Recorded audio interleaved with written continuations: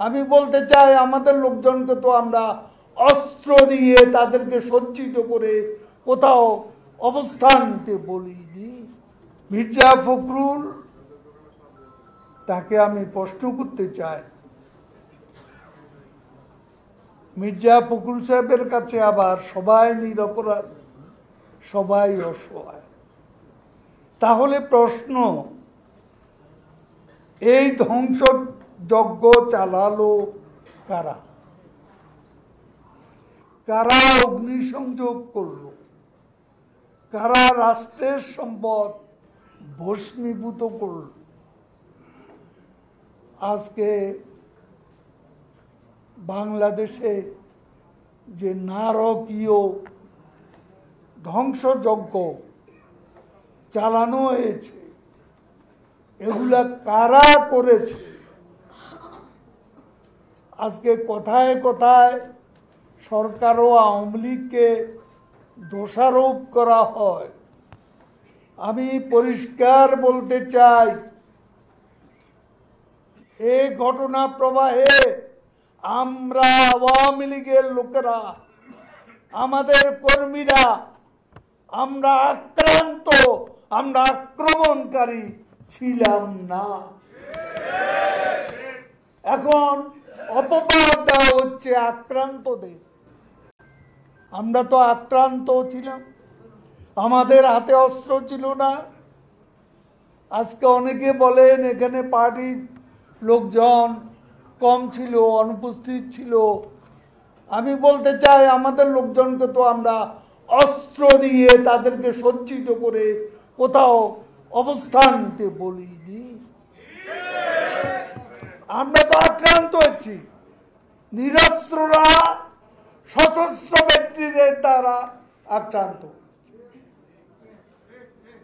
আজকে সেতু ভবনের দিকে তাকা, বিটিভি ভবনের দিকে তাকা, মেট্রো রেলের দিকে তাকা, এলিভেটেড এক্সপ্রেসওয়ের দিকে তাকা, হানি ফ্লাইওভারের দিকে তাকা, 235টি থানা পুলিশ বক্স ভস্মীভূত হয়েছে, সেগুলোর দিকে তাকা। ফখরুল সাহেব, এগুলো কি আমরা করেছি? কারাই নারকীয় বর্বরতার আশ্রয় নিয়েছে,